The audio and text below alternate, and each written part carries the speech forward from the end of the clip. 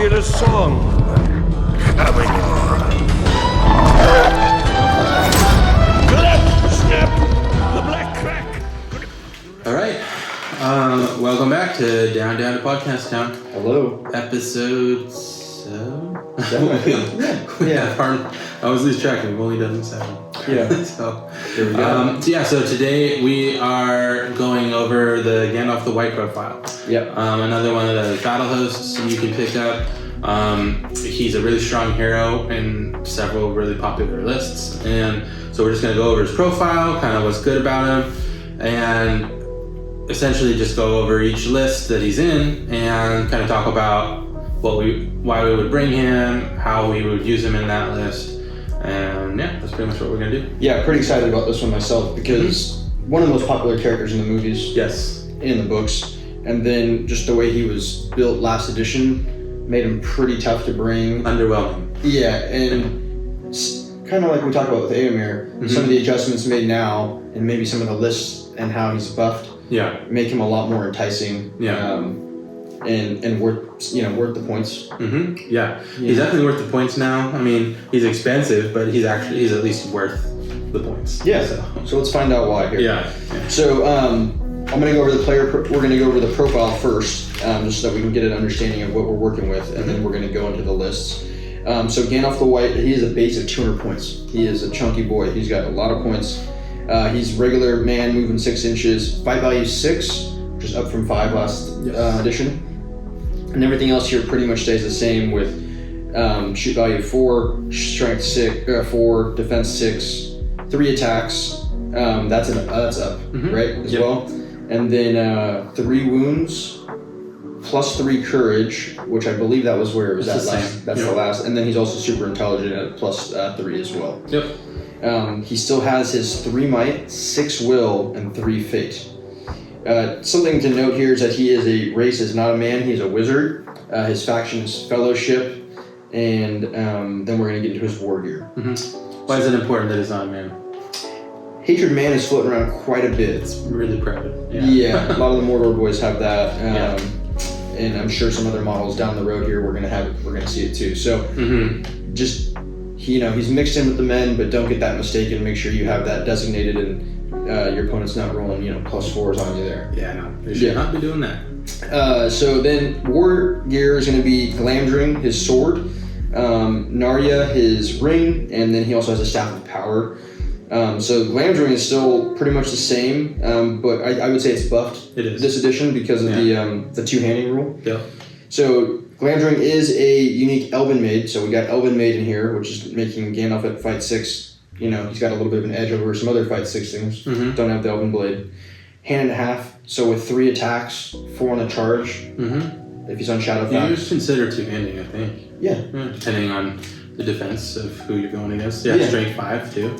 You could put some hurt out. Yeah. Strength 5 with the plus 1 to wound. I mean, that can be really good. And then Narya is his unique war gear. That's the ring, which he'll reroll his fate rolls, which he has 3 of those. His heroic actions are channeling, defense, resolve, and strike. I think the channeling this edition has been really good to guarantee that. And then we already talked about how Gandalf, unlike some of the other casters, doesn't have just infinite will, compared to maybe like a Witch King. Yeah. So getting that one guaranteed with only have to spend the 1 will is really nice. Yep. Strike is still strong for him at fight 6. At fight 6, yeah, because he won't be getting up to 10, but I think that's kind of like the sweet spot for a striker, because you're still dangerous. You can't get up high enough. It's a decent enough chance. Yeah. So. Force might out of other things too is a nice way to look at it. Yeah. And then he's got a couple options for war gear, which is I'm going to start with Shadowfax. So if you take Shadowfax as mount, who's an awesome mount, can move 12 inches, has 2 will, has a fate. Then you can mount up Pippin on top as a passenger and get some additional buffs like resistant to magic.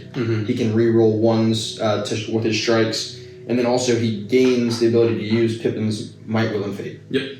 So you can even stack Gandalf even more. You can. To the point where he would be sitting there with 4 might. I think maxed out Gandalf is 4 might. 7 will and 5 fate.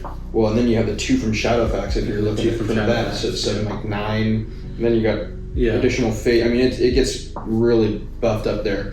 But it's also you're paying for it. So it's at 250 points. Yeah. So you have to make 25 each. Yeah, make that decision on how you're allocating your points, and maybe certain point levels kind of put you at a threshold there. Yeah.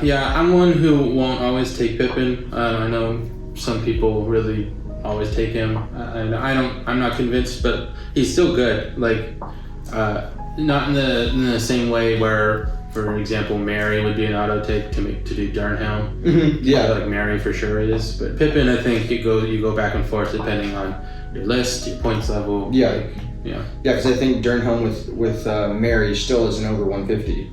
Right. Whereas Gandalf and Mary bumps the attack too. Yeah, which is huge. And then this list, you're looking right off the bat, Gandalf's 200 without anything. Yes. Yeah. I think we got to touch on his magical powers and how those, what we have there in the toolkit. So, Blinding Light, +3. Change this edition, so it's not an exhaustion. You're going to have to cast it every turn if you want it. Terrifying Aura, this one is exhaustion. Gives him terror. Makes him harder. Transfix he still has. This one is new, foil magic, so this will turn off an exhaustion spell of an opponent. Yep. But it looks like that pretty much swapped out his ability to do command. Yeah, right. He can no longer command. Which I've played with him a little bit and felt that a little. There'll be times where you really are hoping to pull out that model so he can charge in. If you have him in a list with maybe like an Aragorn in Men of the West, you're going to want to try to get that hero combat, but you can't. You can't pull him out, or a banner. Send him off somewhere.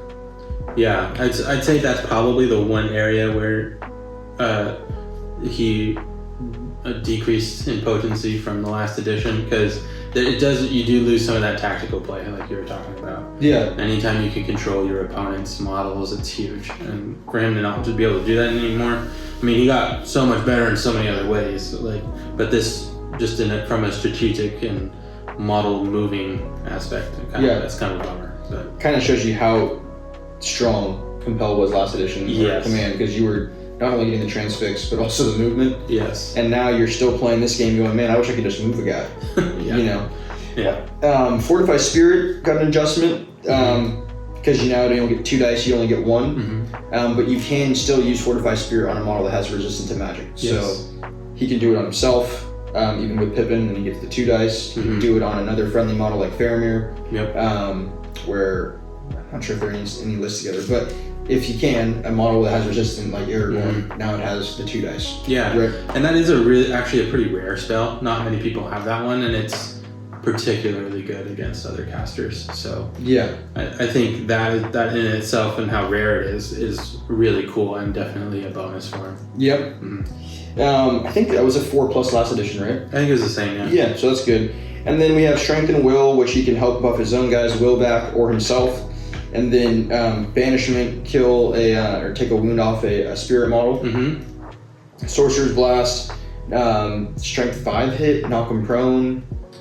Yes. Not knock him out of combat, but knock him prone. Yeah. Still knocks the combat prone. Yeah. But there's no more that cheapy blast the warrior in front of the hero to dismount him. Now the hero actually has a chance to resist it. Correct. Which I think is all fair. Yeah, I like that change. Cleans up the game a little. It got really confusing there. Yeah. And then your staff is broken. I think it used to be on a 4+. Now it's a 5+. That could be valuable against other Gandalfs. Even a Gandalf the Grey, but also Sauron. So that's pretty much his profile. Did you see anything in there that we want to? Something I just want to touch on with Shadowfax, because it's been brought up before that Shadowfax is a hero. So for scenarios that care about killing heroes, some people have ruled it that Shadowfax doesn't count. I think the way to rule it is that Shadowfax does count. So that's just something to keep in mind when you play something like Fog of War.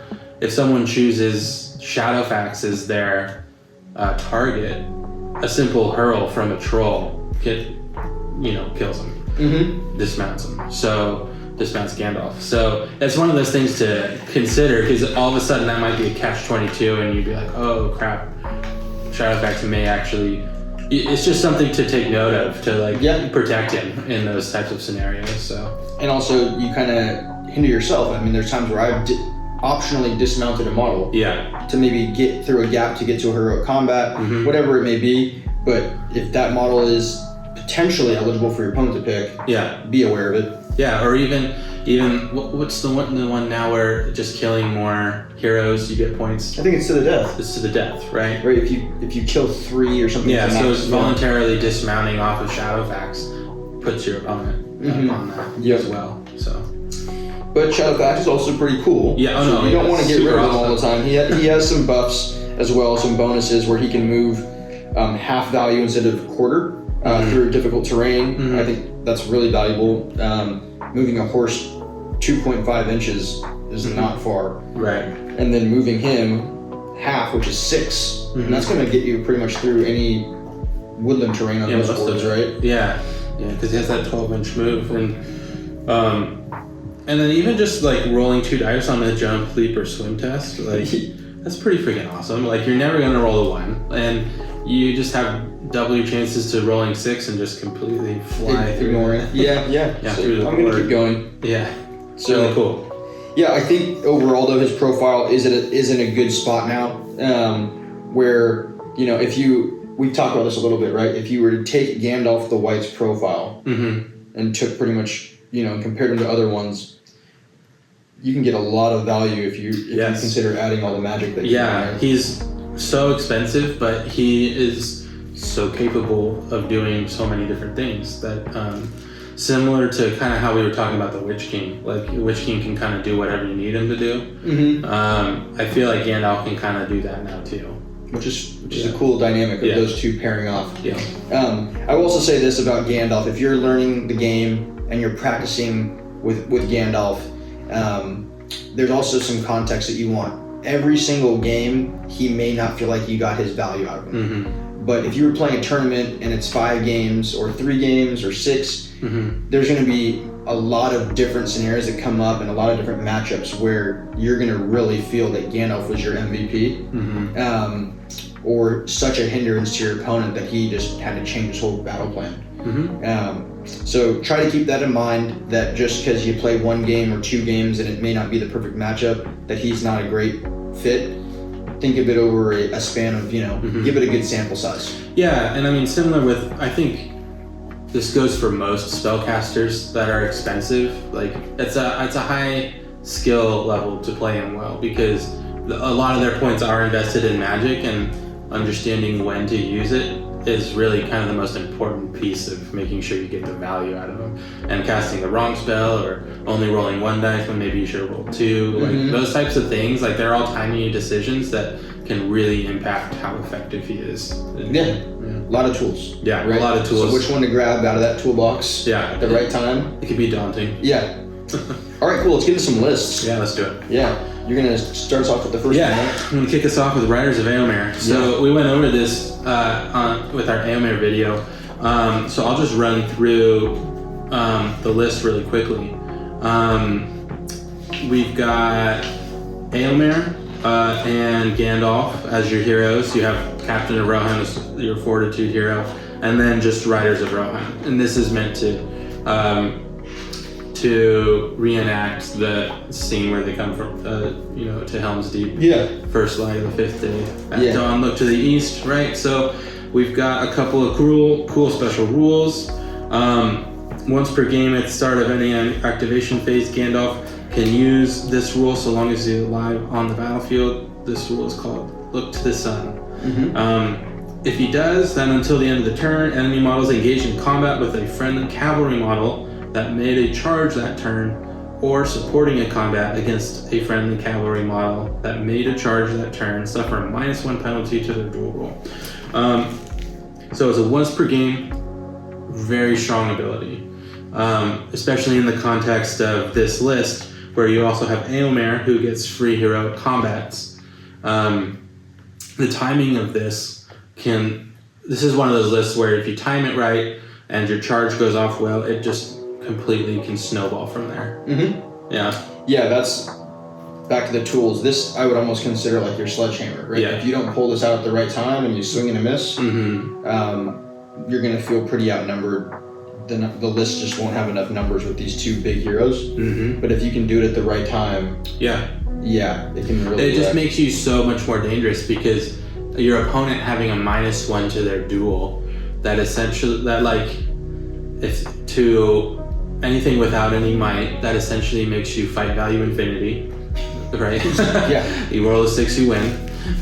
So if you're going against a Balrog and you call this, like when I've ran this against the Balrog in particular, Eomer and Gandalf both charged the Balrog, -1. The Balrog's not going to win the fight. Eomer had, heroic strength, so he went up from 5 to 10 and just boom. I think I got like 6 or 7 wounds on the Balrog. You hit any of those 6s? You hit any natural 6s and the exploding 6s? Exploding 6s? I don't think I got any on that one. Okay. But yeah, I didn't need them. Yeah. But yeah, like you can just completely crush something with this ability, and then that also just lets your Rohirrim just trample over your opponent too. Yeah. Because then they don't have to be even near. Like this is battlefield wide. Oh yeah. Right. So it's not even. They don't have to even be within range of Eomer. Yeah. Like the general thing to get that buff. And he has to be in the list for this ability to kick off. So you're not required to bring Gandalf in the list. You can just bring Eomer and a bunch of riders, but then you miss out on half of your really big, really cool ability. And yeah, like we said, it definitely helps your riders in their combats. But in my opinion, the way I've used it most effectively is like as a hero assassination tool. Like you set it up to a point where getting that -1 on the hero you want to kill, it really just, it really hurts the opponent that way. And then, they might have to start doing some counterplay, might calls, like heroic actions, like I'm just going to call a defense off the bat. Well, it's a good thing you're a wizard and you have transfix, so that they can't turn that off, because this is not replacing his spell casting, right? It's not like I'm using this instead of, it's on top of. Right. And then, Eomer getting free heroic combats, like he's just going to be wrecking this turn, like no problem. Yeah. And also keep in mind on this list, you don't have the Royal Guard. So it could also be a really good turn to pick off some of those elite troops the opponent brings. Yeah. Where, maybe they have a 5/5 werewolf, right? Or elves. Berserkers right now. That's when you want to kind of target those when the sun's up.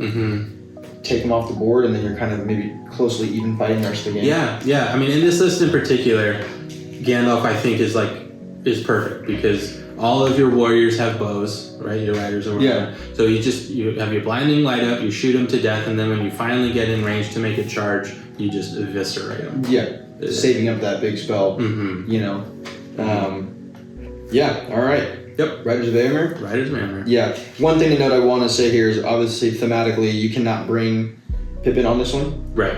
So it is Gandalf and he is required to take Shadowfax. So he's 225. Back to what we were saying earlier about how Gandalf can fit into lists. I've seen this list ran without Gandalf because it just doesn't fit. Yeah, it's too expensive for the points that way. But the list really comes alive once you get Gandalf in there. Yes. Yeah. All right. So I think we're going over to, is it the next one Atop? Atop the Walls. Yeah, let me get to it. All right. This one is Gandalf's he is the dude. Oh, yeah. Right? This is Atop the Walls. It's the scene in the movies where Gandalf is kind of rallying all the troops after Denethor tells him to flee their posts. And then he's like, hey, get back to your posts, guys. What are we doing here? We're defending this. Batman meme. Get back to your posts. Yeah. So he's got... this list is going to be mainly Gandalf, and I think the only other real named hero in this list is Irolas. You can take Pippin as a side independent hero, but you can also take him straight up on Gandalf as well. Yep. For the time being, that is, until we get any additions to this, but this is the way the list is written now. Yeah. So back to what we were saying about how you can fit a Gandalf in a list like this where there's no other hero that's over 70 points. It does seem feasible for him to be in here and potentially loaded all the way up with all the 220, 250. Yep. But Gandalf in this list has to be your general. Mm-hmm. So always going to be in this list, always going to be the main guy. He gives all of his guys auto passing courage within 12 inches. Friendly Gondor, right? So I guess Pippin doesn't get it, but everyone else does. Mm-hmm. So any courage test they have to take, which 12 inches is massive. It's a big bubble. I don't think there's many bubbles that size in the game, right? So 12 inches. A lot of the 12-inch bubbles have been reduced. Yeah. Yeah. So that one's courage. So you're gonna have a really courageous army going up against terrors. It's not gonna be an issue.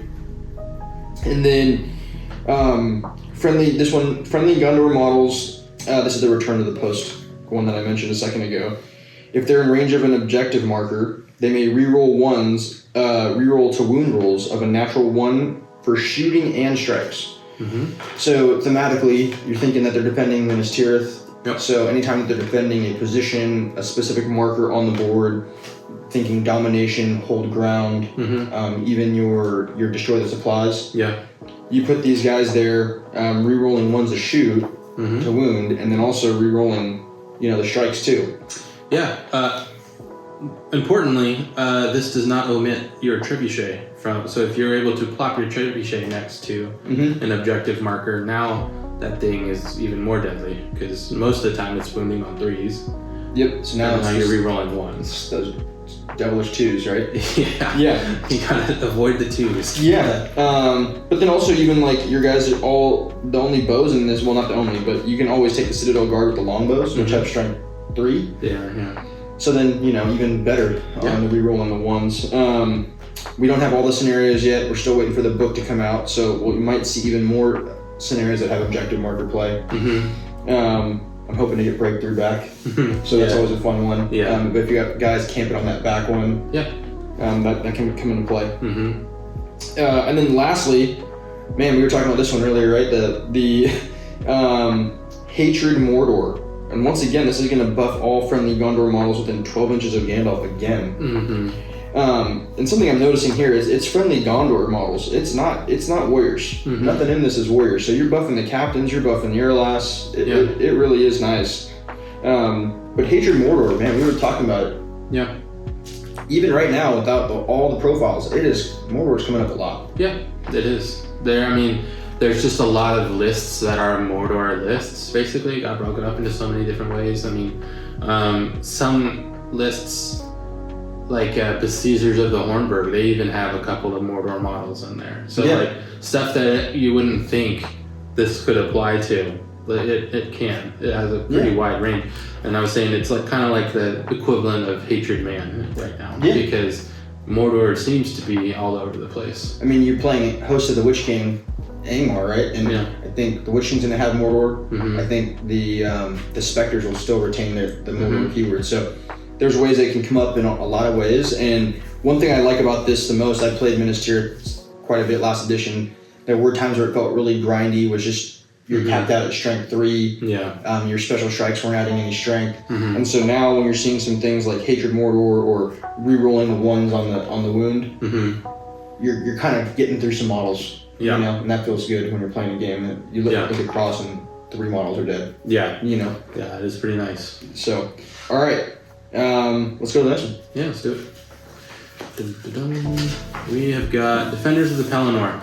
So this one is kind of the soupy, good list. We also went over this one with Eomer, but the main special rule, or the only special rule, is each hero in your army can once per game declare heroic combat for free. So in terms of Gandalf, he is the way that you can get some Minas Tirith warriors into this list. And I think there's a couple of other Gondor heroes. Just like I think a standard captain and then Eorlas, right? Yeah. So if you want warriors of Minas Tirith, Gandalf is a really solid option. And I do think that in this list, warriors of Minas Tirith have a pretty strong presence because for the most part, you're going either. I think the way that you're doing it is you're going either Rohan heavy or Gondor heavy plus some ghosts. And I think because the ghosts are so expensive, you're going to need the warriors of Minas Tirith in there. Because with Gandalf, now costing 200, maybe 250. Now you're thinking, okay, what other heroes am I taking with him, right? Mm-hmm. And Eomer starts to look a little bit expensive. Aragorn looks a little bit expensive. You start settling in on like the Legolas, the Gimli, you know, like 100-point heroes, Mm-hmm. and those guys bring ghosts. So there's the expensiveness right back to you. Yeah, exactly. So, and in this list, the only cool rule again is that free heroic combat. So, this list is one that you, as you're expanding your forces, like you probably can at any point play this list if you're doing any Lord of the Rings era good models. Yeah. And so you can just kind of throw him in and be like, oh yeah, I bought a box of ghosts. Let's see how they do. And in terms of competitiveness, I think this list can be fine. I don't think there's anything detrimental about it, even though it's a soupy list with not too many special rules, because the heroes are so good. I mean, yeah, I think this list, we've talked about the first two lists, right? Mm-hmm. And having there to be a sweet spot kind of at the lower-ish points, because eventually those other two lists are going to be kind of capped out with just repetitive captains, right? Yeah, there aren't any other heroes, Like I said, Irolas being 65, Eomer is what he is, and then you're kind of just repetitive captains.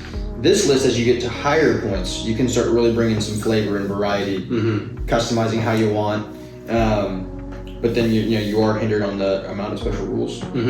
But I think you do need to kind of get to a higher points level here to potentially bring Gandalf in this one, because I think if you're not at that high level of points, you probably lean, if you're going to focus on Gandalf, just back to Atop the Wall.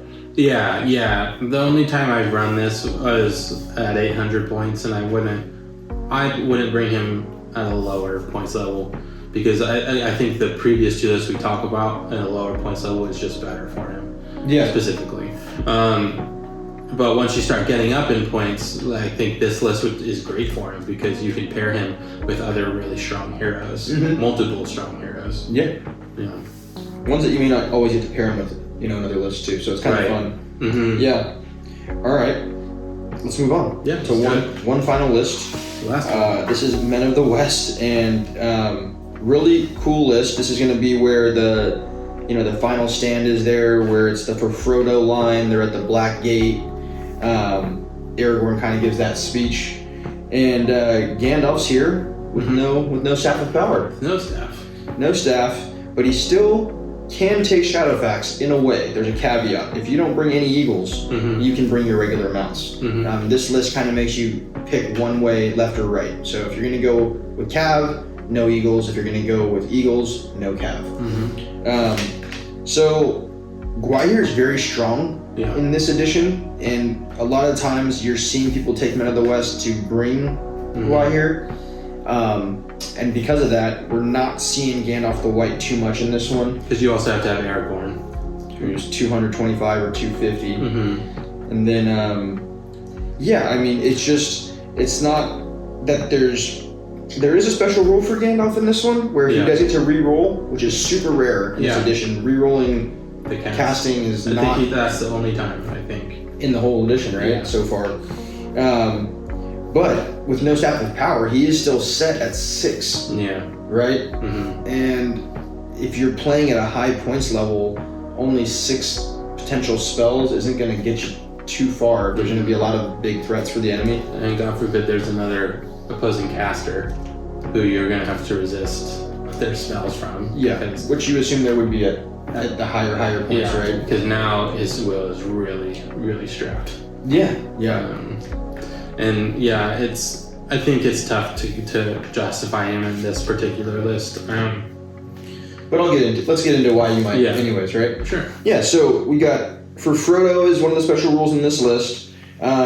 So once per game, you have to take Aragorn. He's going to be your general no matter what. So you can always think about, when you're bringing Gandalf in this, Aragorn's going to have some sort of presence. Aragorn can call this at the beginning of the fight phase, and 6 inches around him, all non-eagle models get, and that's non-eagle, so that's Gandalf. It doesn't say just warriors or men or anything. Non-eagle, 6 inches plus 1 their fight value. Then they also reroll 1s to wound of a natural 1 when making strikes till the end of the turn. That's pretty sweet. Now you got to fight 7 Gandalf near Aragorn, who has the Elven Made weapon. So that's another one that's very much in the. If you were doing Riders of Eomer, now you're going to bring Gandalf over to here. You're still practicing that timing. Yeah. When to call this big, powerful, activation. Yeah. We did touch on the rerolling castings. That's another bonus here. And then as long as Aragorn's alive on the battlefield, auto pass courage for the whole list. And then this one is pretty cool. The final stand: friendly infantry models within 6 inches of a friendly hero model gain dominant 2. I think that's kind of themey. Yeah. That that group of guys represented much more than just their individual selves. As long as that hero is nearby, then you can really kind of capture those objectives. Yeah. Might matter in this one because it is kind of hero heavy, so you may not have that many units, that many models. But if they're near that hero, they'll count as 2. Yeah. Yeah. 3 inches is pretty good for. They're gonna need to be near objective anyways, right? So. Yeah. I mean, it's a pretty good sized little bubble. Like, talk about your cool little thing that you were talking about with Pippin. Oh yeah. So let's say you're not doing the Eagles list, right? Yeah. And then you're gonna go with your mounted option. So you're gonna get Shadowfax. You're gonna get the armored horse for Aragorn, and you're like, hey, you know what? I want the resistance to magic because I don't have that much will. Yeah, you have to. So you're throwing Pippin on. You're looking on the board. Now you're already at like 250 points with those 2 models, or 500. Yeah, you're 500 with those 2 models. And you're looking around, and you're like, okay, I have my 12 inches of move. I need to get to another objective. I'll just drop Pippin off over here. He'll hold the fort with these guys. Give him all dominant 2. Yeah. Even though he's a little hobbit, he's still a hero. And then you just dash off with Gandalf to another spot and help cover that objective. And that can start stacking that dominant up, where your opponent may have not thought that you had that much board coverage or board presence. And then all of a sudden, it's like, wait a minute, every one of those guys counts as 2? Yeah, it's just like a little bomb you drop off and just make your... And like, even if you do it on like the last turn or something, just drop him off. Now you're holding this objective and keep Gandalf running off into somewhere he needs to be. And it's kind of a cool little play. And we've seen a lot in the new edition of the VPs kind of spreading and stacking, right? So like, if you double or triple your opponent, you're getting more VPs. And so just flipping the switch and turning them into 2 can really swing it. Yeah. So just a nice little play there if you're doing the Pippin play on Gandalf there. Yeah, because even dropping him off near the objective, like even if you wanted Gandalf charging in near that objective, you can still keep him on the horse, drop Pippin off, and give the dominant 2 because it's only if they're infantry, right? Yeah. Yeah. So. I think it's a cool little play. It also makes me think, maybe I'll just bring Mary, also another 25-point hobbit hero. Seriously, yeah, and then have him just mope around with the dudes, just walk around with some Rohirrim, but it's kind of cool. Yeah, and then Mary has a shield. Yeah, so you can throw up the shield and just shield. Yeah, shield there. So, yeah, okay. Little play. I think that we covered all of our lists with Gandalf. Why don't we close out with some final thoughts? If you're a new player, why would you be looking to play Gandalf?